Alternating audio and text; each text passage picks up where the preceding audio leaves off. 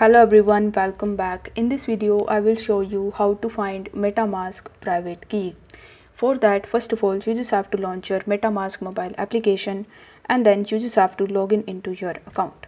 Now, once you're successfully logged in, on the home page, you are going to see this account tab where you are going to see your account address. Now, right next to it, you are going to see these three dots. So you simply need to tap on these three dots and then you are going to see a bunch of different options in the bottom. Now, among these options, you are going to see the option of show private key.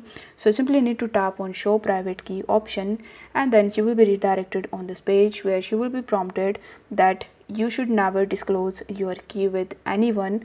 With your private key can fully control your account, including transferring away any of your funds. So over here, before showing your private key, it will ask you to enter your password in order to continue.